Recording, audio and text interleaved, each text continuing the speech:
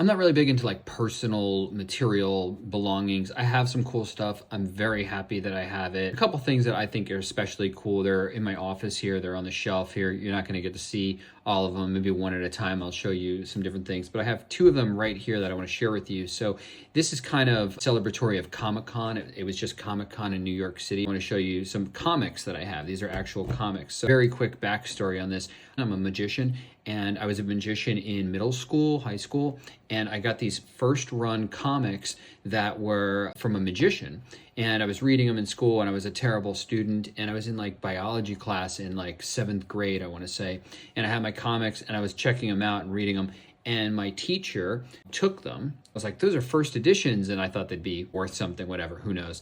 So she took them.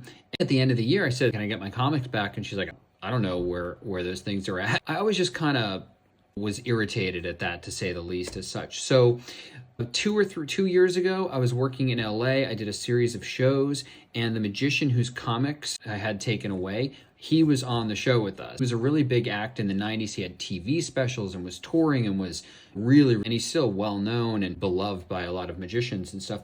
So I talked to him and I said, do you happen to have any first run comics I can buy off you? He kind of took note of it. A couple days later, we did a show again, and he came back with 2 of the first run comics.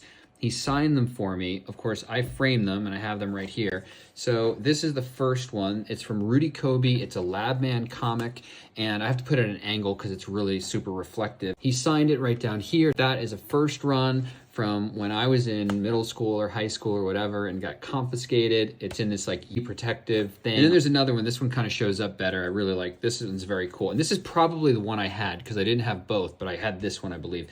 Rudy Kobe, again, he put my name up here like he's saying it. He drew a picture of his face, his Labman character. This is, I don't sit here and look at this every day, wax poetic about it. I do look at this once in a while and go, that's pretty cool. To have a story that kind of goes full circle like that, where the teacher took my stuff. I was pretty upset, I gotta say. Like, I was pretty into magic. I kind of thought it would probably be my life and my job. She took it and discarded of it and never got it back.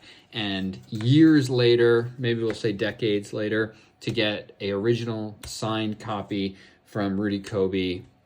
Very, very cool. I'm very happy for that. And thank you very much, Rudy. I appreciate it.